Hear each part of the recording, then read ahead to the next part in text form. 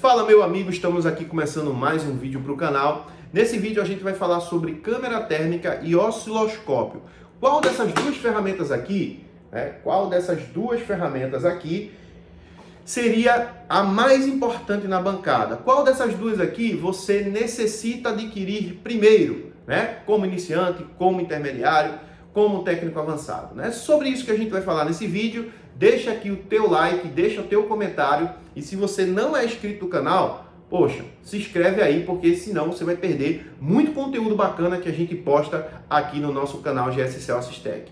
E se você quer ter acesso a vídeos exclusivos que a gente sempre posta aqui no nosso clube de membros GSCel Assistec, tem um botãozinho aqui embaixo, seja membro, é apenas R$5 mensais, você vai ter acesso a vários vídeos com conteúdos exclusivos que vai agregar muito valor aí no seu conhecimento dia a dia na bancada, ok? Então, sem muito papo, vamos direto para o assunto. Vamos lá, pessoal. Eu tenho aqui a câmera térmica e eu tenho um osciloscópio portátil, certo? Tenho outro osciloscópio aqui atrás, como vocês podem ver, um osciloscópio de bancada. Eu vou falar no termo geral, certo? E depois eu vou dizer para você se o osciloscópio portátil que vai te ajudar na bancada também. Eu vou falar um pouco sobre esses assuntos aqui nesse vídeo, então tem calma aí que todas as informações que a gente puder passar, a gente vai estar passando aqui para você. Vamos lá. Câmera térmica e osciloscópio. Qual dessas duas ferramentas você necessitaria ter primeiro? No meu ponto de vista, Gemerson, no meu ponto de vista, câmera térmica. Mas e as falhas de inicialização? Eu vou falar para você o seguinte. Com o osciloscópio, eu vou falar primeiro do osciloscópio, certo? Com o osciloscópio, pessoal, a gente tem mais precisão em algumas análises. Por exemplo, análise de áudio, setor de radiofrequência, muitas vezes a parte do WTR, a gente precisa do osciloscópio para medir a frequência correta do WTR, para medir o barramento, de controle RFFE. Em alguns casos, nem todos os casos a gente vai precisar analisar essas coisas. Falha de áudio também, a gente precisa analisar, por exemplo, malhas de I2S, verificar, por exemplo, se temos sinal de áudio ali nos contatos de áudio. Então, o osciloscópio, para esses tipos de análise, ele te dá uma precisão melhor, ele te faz enxergar coisas que com o multímetro a gente não consegue enxergar. Não só na parte de radiofrequência, não só na parte de áudio, não só na parte de inicialização, do setor lógico, mas como todo o setor da placa, a gente utiliza o osciloscópio para ter uma análise mais aprofundada. Quando você aprende a trabalhar com essa ferramenta, você vai utilizar muito em quase todas as análises, porque você vai, poxa, isso aqui eu não analisava antes, mas agora que eu tenho o osciloscópio, eu vou analisar. Você vai ter uma precisão melhor, você vai ter um campo maior a ser analisado, e isso pode te trazer muitos resultados aí em vários tipos de falhas que podem apresentar, por exemplo, barramento MIP, falha de imagem, você verificar o barramento MIP, vários tipos de análise você pode estar envolvendo o osciloscópio nesses tipos de falha, certo? Então não é só para falhas de inicialização. Tem gente que acha que osciloscópio é só para analisar falhas de inicialização, e não. Todo o setor da placa você pode sim utilizar o osciloscópio para fazer verificações. Então, o osciloscópio é como se fosse um pente fino, aquela ferramenta que vai te dar condições de analisar coisas que com o multímetro fica difícil de a gente estar analisando. Só que dá para a gente resolver problemas sem osciloscópio? Dá. A gente pode resolver problemas de inicialização sem osciloscópio, a gente pode resolver problemas de radiofrequência sem osciloscópio, a gente vai resolver problemas de áudio sem osciloscópio. Agora, em casos específicos, por exemplo, você fez o básico ali com o multímetro, não resolveu aquela falha, então o osciloscópio entra no negócio, Então a gente utiliza o osciloscópio justamente para isso, para fazer uma análise de coisas que com o multímetro a gente às vezes não consegue checar, verificar e analisar.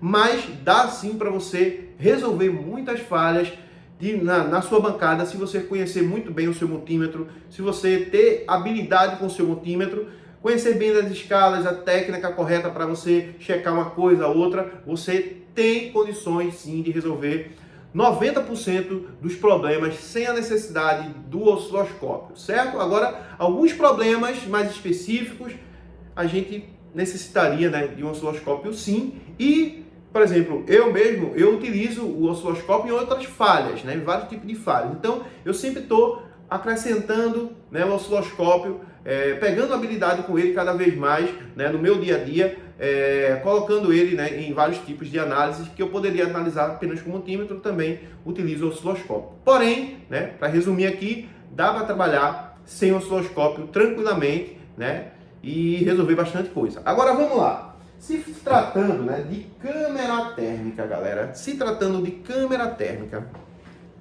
eu tenho aqui, né, a minha é a SICK Thermal Compact XR, certo? Essa câmerazinha térmica aqui que eu utilizo no celular, certo?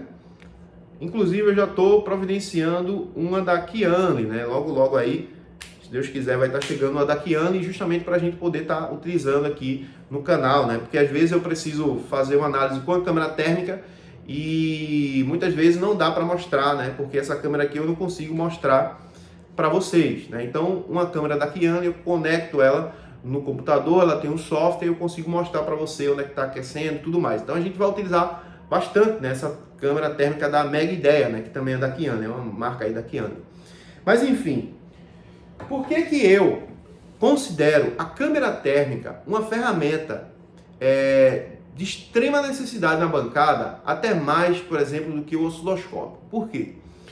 Se esse equipamento, né, se essa ferramenta aqui, ela fosse uma ferramenta barata, todo técnico iniciante, começou agora, deveria ter na sua bancada. Porque é uma ferramenta que ajuda no dia a dia. É aquela ferramenta do basicão, aquela ferramenta que vai te colocar dinheiro no teu bolso, certo? Se você tem o dinheiro para investir numa câmera térmica e você ainda não comprou uma câmera térmica, você está fazendo a maior burrice da sua vida. Porque a câmera térmica te dá um retorno excepcional. Ela é uma ferramenta precisa, uma ferramenta que vai te dar condições de tu ganhar dinheiro na bancada, né? De forma bem mais rápida. Porque nós, técnicos, o que a gente preza? A gente preza por qualidade, certo? No reparo, e por velocidade no reparo. Se eu consigo resolver, por exemplo, uma placa que está com uma fuga de 10 mA em 5 minutos, em 1 minuto, em 10 minutos, cara, isso vai fazer com que eu ganhe mais na minha bancada, com que eu tenha mais lucro, porque aquele reparo ali que eu ia passar 2, 3 horas para fazer, utilizando métodos tradicionais, inclusive eu vou falar um pouco também sobre isso aqui, eu resolvi em um tempo recorde, né? Então, a câmera térmica, ela me dá condições, sim, para fazer esses tipos de reparo e ter um resultado rápido, né, e eficiente, certo? Claro, nem todos os componentes que aquecem é causador, né, do curto-circuito ou da fuga. Então a gente tem que saber um pouquinho também, né, da parte da eletrônica. Porém, né, esse equipamento aqui ele vai te mostrar, mesmo que a fuga seja uma fuga baixa, você vai conseguir resolver, né, vai conseguir enxergar essa fuga. Então, por que eu escolho a câmera térmica e não o osciloscópio de primeiro? Por quê? Porque, como eu falei para vocês, utilizando o multímetro, a gente consegue analisar e o tempo que a gente analisa com o multímetro vai ser até mais rápido do que quando a gente acrescenta o osciloscópio no meio. A gente necessita do osciloscópio porque, em alguns casos, tem coisas que a gente não consegue enxergar com o multímetro, né? Então a gente joga o osciloscópio ali no meio, só que o reparo ele já está cansativo, ele já está, né, um reparo prolongado, porque se a gente não resolver com o multímetro, então a gente vai meter o osciloscópio ali, né, e com isso a gente vai demorar um pouco mais. A câmera térmica, não. A câmera térmica a gente consegue resolver de forma rapidinha, e sem a câmera térmica, o período entre fazer com câmera térmica e fazer sem câmera térmica é muito longo. Digamos que eu pego uma fuga aí de 10, 15, 20 mA e com a câmera térmica eu resolva em 5 minutos, sem a câmera térmica eu resolveria isso aí com 1 hora, 2 horas, ou até eu poderia ficar sem resolver o problema, dependendo, né, do problema que a placa estiver. Por quê? Porque não existe técnica, certo, precisa, com multímetro, com fonte, que vai fazer você achar uma fuga de baixa corrente. Uma fuga que consome baixa corrente, ela não tem potência para aquecer. Então tem vários meios que eu utilizava antes de ter a câmera térmica, né? E muitos Muitos desses reparos eu conseguia fazer o reparo. Só que eu passava muito tempo para resolver. Por quê? Muita gente diz assim, mas eu vou utilizar Kelvin 4 pontas. Kelvin 4 pontas só funciona em caso de curto-circuito. Em fuga de corrente, Kelvin de 4 pontas, Kelvin 4 pontas, técnica Kelvin, não funciona, certo? Não adianta tentar utilizar Kelvin em fuga de corrente, não resolve, certo? Não vai nem mostrar nada ali. Você vai ficar perdido, não vai funcionar a técnica. Eu vou utilizar a técnica de ohms, na escala de resistência. Também não vai ter precisão para achar essa fuga. Não vai. Eu vou utilizar, sei lá, condição reversa. Também não vai. Então não existe técnica com multímetro para você encontrar de forma rápida e precisa fuga de baixa corrente. Esqueça isso. Como é que a gente resolve? Por exemplo, sem a câmera térmica. Na grande maioria desses aparelhos que tem esse tipo de falha, de consumo baixo, muitas vezes isso vai estar associado a uma oxidação. Aparelhos que caíram na água, aparelhos que tiveram contato com líquido, seja ele suor, sei lá, qualquer coisa aí que bateu na placa que seja líquido, entra por baixo do circuito integrado e cria essa fuga de baixa corrente. Então vamos supor, essa fuga de baixa corrente, tá lá, na malha VBAT, VPHPWR. Então você vai ver primeiramente se ela está na VBAT, na VPHPWR, está na VPHPWR. Na VPHPWR tem vários componentes que estão ligados nessa malha primária.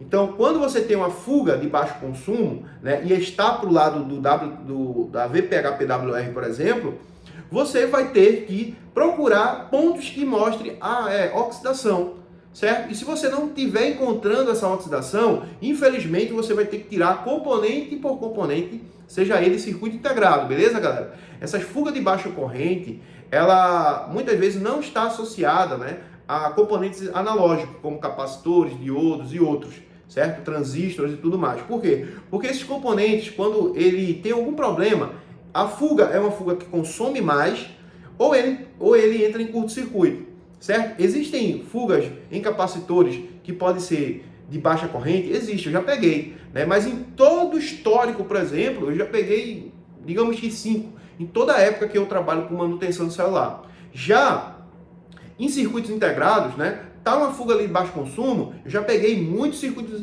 integrados, oxidados por baixo, que mostrava essa fuga baixa, certo? Então, assim, esses consumos ele vai estar muito mais associado a, por exemplo, circuitos integrados do que componentes analógicos. Então, a gente trabalha através de análise nos circuitos integrados. Então, vamos supor, eu tenho uma fuga lá no VPHPWR. O que eu tenho ligado, por exemplo, na malha principal? Eu tenho o PMIC, eu tenho IFPMIC, eu tenho PA, eu tenho os PAs de áudio, eu tenho drive de backlight, certo? Então, esses componentes, esses circuitos integrados, é que a gente vai trabalhar em cima deles. Só que, olha, imagina o tempo de a gente tirar um componente, olhar se está com oxidação, rebalar, colocar. Vai no outro, tira, rebala, coloca. A gente demora muito, certo? Verifica se a fuga saiu, tirou um, não, bota de novo. Então, isso faz com que o processo demore muito mais e a gente aqueça muito a placa e muitas vezes a placa até não aguenta, Então acontece isso. Muitas vezes a gente bota, por exemplo, na cuba ultrassônica e já resolve o problema, A gente pega ali aquela fuga de baixo consumo ali, coloca na cuba ultrassônica, com isopropílico ali, deixa lá um tempão e depois quando a gente vai ver, a fuga foi embora. Por quê? Porque a oxidação, o álcool isopropílico, ele acabou trabalhando ali naquela oxidação e fez a limpeza. A gente não sabe nem qual foi o componente, mas a fuga sumiu. Já fiz bastante isso, já tive muito resultado fazendo isso. Só que tem um porém, galera. O problema é que quando a gente pega esse tipo de aparelho que caiu na água, por exemplo, e a gente está com a fuga ali, não sabe muito onde foi, coloca lá no isopropílico, na cuba ultrassônica, na grande maioria, não em todos, eu não vou dizer nem na grande maioria, mas vamos botar 50-50, esse aparelho ele pode vir apresentar uma outra falha. Então, toda vez que a gente faz uma desoxidação na placa, o correto é realmente tirar alguns componentes que estão ligados pelo menos na malha primária, por exemplo. Porque pode ser que dê um retorno e quando se dá um retorno, pessoal, queira ou que não queira, você perde a credibilidade com aquele seu cliente. Imagina você tem uma TV, leva para o técnico conserta lá o LED da sua TV, depois você chega em casa, passa um dia, 2 dias, 3 dias, pum, dá um problema. Aí você já fica pé da vida, né? Se coloque aí no lugar do seu cliente, por exemplo. Aí você leva novamente lá, tem que às vezes deixar de resolver uma coisa para ir todo aquele processo de levar. Então isso faz com que o técnico perca a credibilidade. Então trabalhe para deixar o negócio top, né? E com a câmera térmica, a gente tem essas condições, né, de ir diretamente no componente ali que está com a fuga, certo? Fazer a troca do componente ou fazer um rebalo naquele componente e resolver de forma precisa. Então, se você tem condições de comprar uma câmera térmica e você está pensando, poxa, compra o osciloscópio ou compra câmera térmica, eu digo para você, adquira uma câmera térmica. Faça uma pesquisa, né? Não é obrigado você comprar da SICK, da Kiano, sei lá, você pesquisa daquela que você achar que cabe no seu bolso, que dá para você estar adquirindo, mas adquira o quanto antes, porque você vai acelerar muitos processos, principalmente em aparelhos que não estão, né, ligando por conta de fuga de corrente. Então, pense nisso, certo, pessoal? Agora vamos lá. Osciloscópio, para a gente finalizar esse vídeo. Osciloscópio, né? Vamos supor que você começou agora e você, sei lá, está com dinheiro para comprar uma câmera térmica, mas você está com dinheiro passando e quer adquirir um osciloscópio, só que você não tem condições de comprar um osciloscópio de bancada, por exemplo.